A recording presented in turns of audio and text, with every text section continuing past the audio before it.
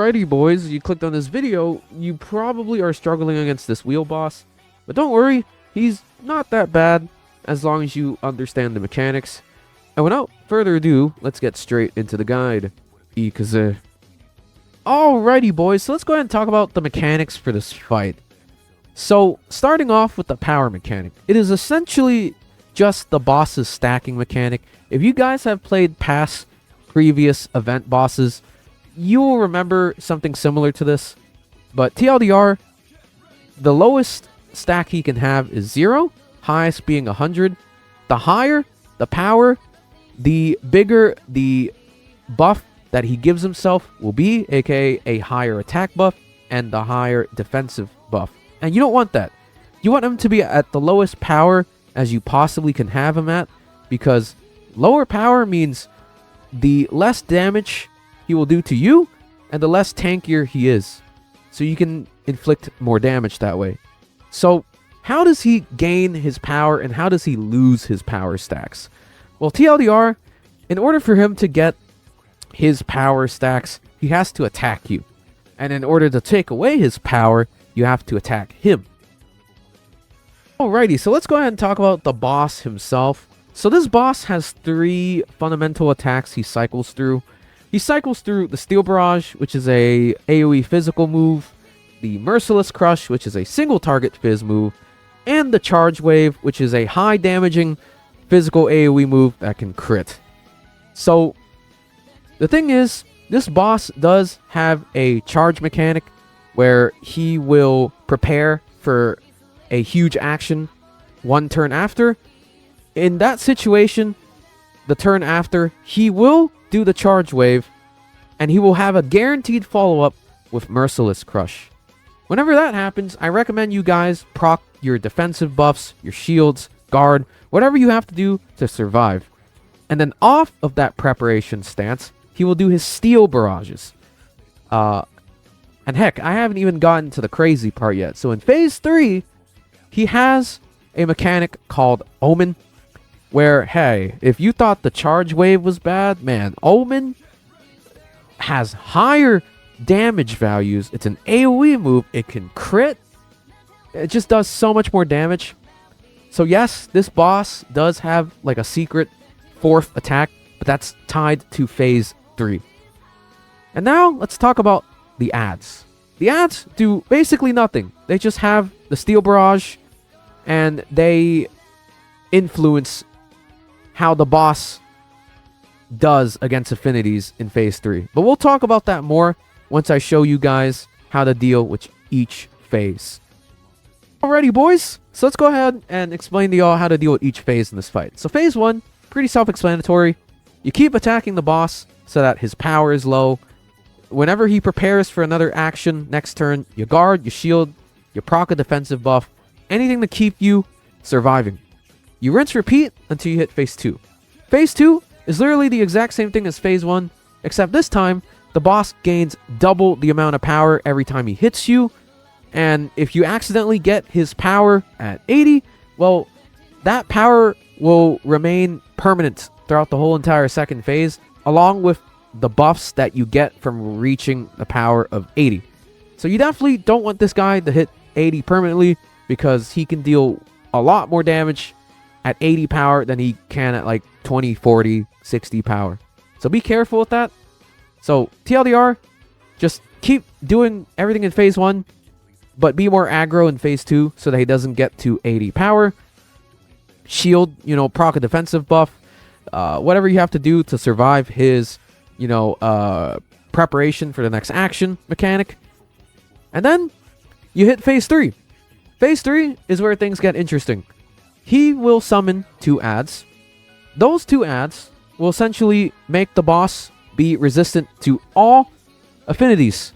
And in order to get him back to neutral, you're going to have to kill both ads. And if you thought that was cancerous, oh, we're not done yet. This boss has a 4th secret move that is called the Omen of Assault, or whatever the heck it's called. He triggers that throughout the whole fight. It's permanent. You will have 2 turns before the boss will activate his Omen attack. that Omen attack is a higher damaging value attack than even the charged wave. So whatever you do there, make sure you have all your defensive buffs proc, all your shields proc, and heck, I would even guard. So I would pair that along with guard and my defense procs, because Omen of Assault hits very hard. And he will have a timer as an icon displayed, so you can see how many more turns you have until he will do his Omen attack. So be very wary of that move and protect yourself whenever you're getting close to the Omen of Assault. Now without further ado, let's continue with the rest of the guide. Alrighty boys, let's go ahead and show you the rev cards in the Mindscape, starting with our GOAT Fleuret. Fleuret is going to run the Harmony and Victory set. Here is his Mindscape, aka Bare Bones. We're going to go ahead and talk about our main strategist next. That's going to be Tempest. Tempest is going to be running the Creation Worry set. Here is her Mindscape. And for the twins, they're going to be our Guardian / Medic. We're going to be running Nativity and Power. Here is their Mindscape. Now let's go ahead and talk about our Navigator. That's going to be Futaba. Futaba herself is going to be running the Resolve and Labor set. Here is her Mindscape. And lastly, let's talk about Wonder himself. So for the Wonder Dagger, you have two options. You run either Arc Knife to cap out on defense reduction, or if you're not nerdy like that, you can always just run good old reliable R6X Machina. But if you do that, you're going to have to set a starter line Wind Persona. Now let's go and talk about Personas itself. So for Personas, the reason why I'm not running something like a Dionysus here with Rebellion is because A, I'm already capped out on crit rate at around 100% with Wind Vast skill 3. And Fleuret's natural crit rate from his 5-star weapon, plus like 60% crit rate himself. So I'm just going to be running Shred Personas. And of course our main sustain persona being Sandalphon. So Vishnu is going to be running Wind of Nirvana. I also inherited Rakunda as well for the extra defense down. Sandalphon, we're going to be using his signature skill, Devoted Guard. This can amp our main DPS's damage if we target Fleuret with the skill. And lastly, Janoschik is mainly going to be there for applying Mark once per fight with Rakunda. But for most of the rotation, I'm just going to be doing like Sandalphon skill 1, Vishnu Rakunda into Vishnu Wind of Nirvana. Okay, so I guess let's go ahead and talk about alternative solutions for this team. So let's say, for example, you don't really have the twins. Now, the other Guardian / Medics you can put in this role is you can put in Minami. Minami is a pretty good healer, and she can buff Fleuret's pierce rate, getting us closer to the defense reduction cap. You can also run something like Soy as well. Soy is also great for getting us close to the defense reduction cap with his debuffs. He can also pseudo-sustain, give us extra defensive procs. Or what you can also do is you can run them side by side like this. So you can do something like Minami and Shun. And this should offer you some good sustain and, you know, good pseudo buffing and debuffing as well. But if you want the more consistent route, you can always just do Wind Tempest with Minami. And you can just have, you know, Sandalphon to use shields whenever you need a defensive proc. Now, let's say, for example, you don't have Minami. You can always put in... Pretend that Yusuke here is Cherish. Okay, Cherish is also a pretty good alternative for Guardian / Medic twins. If you don't have Guardian Medic twins, Cherish would be like another good option. Or Soy. As for sustains, right, I said Minami, but if you don't have Minami, you can always put in something like Cat. Heck, you can even do like Luful, right, if you need to. But I found the most consistent free-to-play team would be something like Minami. And you would run Shun. Where is Shun? Okay, but you get the point though. Because this team, very consistent, keeps you alive, pseudo buffs you. Soy's really good at debuffing the enemy, so it helps you with your defense reduction caps. So this is the team I would recommend if you were free to play and didn't have like Medic twins, Guardian twins, and like Wind Tempest. And let's say, for example, you don't have Futaba. Well, if you do run with Tempest here, if you need a free to play option, you can always do Phoebe. Phoebe is good for this team since it is mono wind if you do decide to run Tempest along with Fleuret. If you don't have Phoebe, you can always run Rico. Rico is a pretty good, alternative, free-to-play 4-star as well. And of course, if you do that, you can't run Tempest, but, this would probably be one of the best free-to-play teams with Fleuret in this fight. But yeah, without further ado, boys, let's get straight into the battle. Ikaze. Alright, I guess I'll go ahead and tell y'all what each party member does here. So, of course, the twins are going to be our Guardian role. They're going to be mainly sustaining us in terms of heals, damage reduction, proccing shields. Their highlight can also heal us up as well, so use that whenever you're in a pinch. Tempest is mainly there to just to buff the GOAT Fleuret. She can buff his crit damage and his crit rate in case your Fleuret is lacking on crit rate, y'all. Her highlight also amps up his damage, so use it whenever you want to, giga buff up Fleuret. Wonder is like a jack of all trades in this fight. He could be used as a backup sustain with, Sandalphon highlight, Sandalphon skill 1. He's mainly going to be proccing his defense shreds like Rakunda, Vishnu skill 1, Yano Shik mark, once per fight. Now, you can inflict mark more than once. Just make sure you use Rakunda first, and then it will inflict the first mark, and then after that, you'll have to backflip to, Tatra shot. But in any case, Fleuret is pretty simple. He's just going to be spamming skill 3 throughout the whole fight. He's going to be your main damage dealer.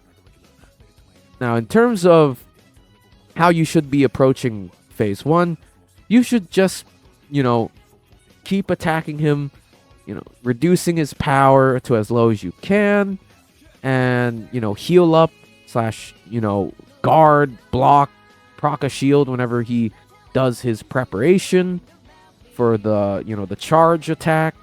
So just be mindful of that. And other than that, you should be set for phase 1. I'll see y'all in phase 2.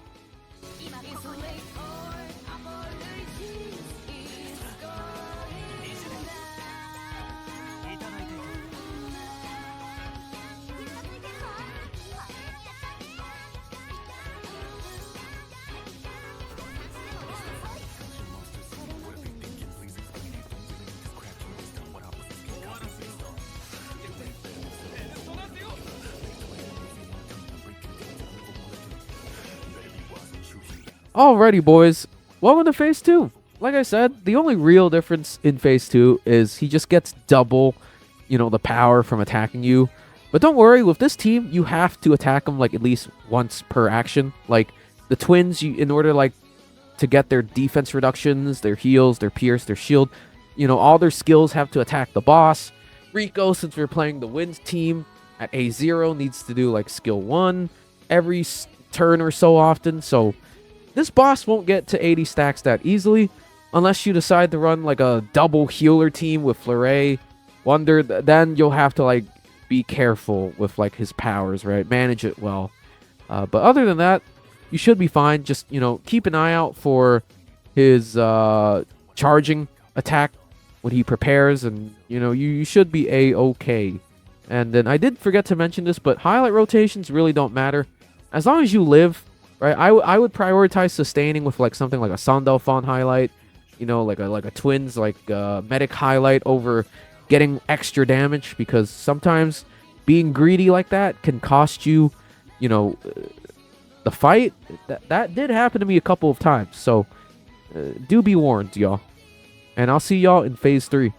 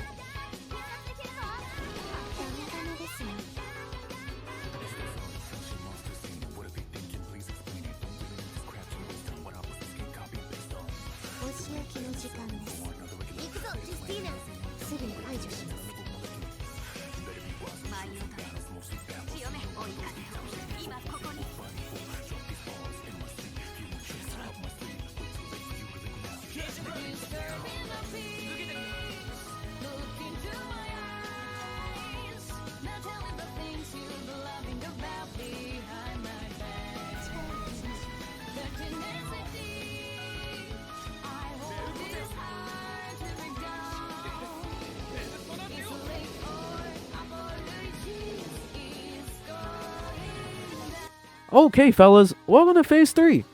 So, pretty much, like I said in the how to deal with Phase 3 portion of the video, you want to take the ads down first and foremost. Big priority on those ads, because A, you want the boss's resistance to be neutral again. You don't want it to be resistant to everything on the freaking planet. And if you do leave them on the screen, well, for one, you're not only going to deal with Omen, you're going to be dealing with 2 extra ads with 2 extra attacks. You pair it up with Omen. So that's 3 attacks that you have to deal with. You don't want to deal with that. So take them out as soon as you possibly can. And I'll talk to y'all once y'all delete all the ads.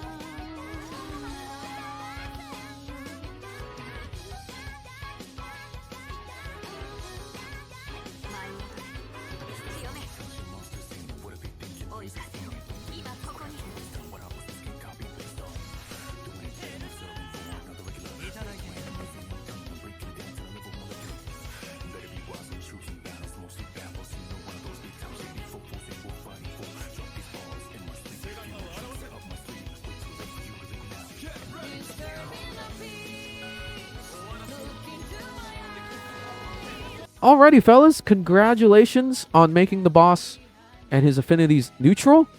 But look at his icons and whatnot. You're gonna be very shocked when you pull up his window. So you see the Omen of Assault timer?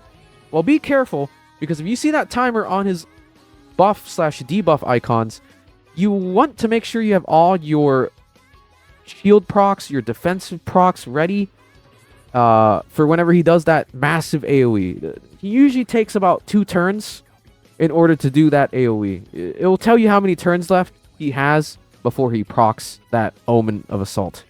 So be prepared for that. If you don't have any defensive procs or any shield procs available, just guard. Or in fact, do both. I recommend, if your party doesn't have the big boy stats that I do, just, guard. And at the same time, use like a shield highlight to like proc a big gigantic shield, because I guarantee you this boss hits really hard. I mean, look at me, man. Like I took a good amount of damage from that. Like, look at my flurry, right?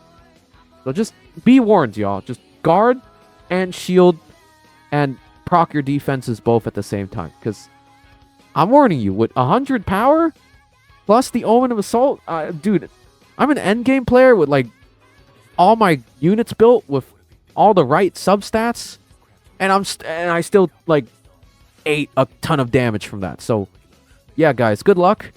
You have been warned, and I'll see y'all at the end of this video.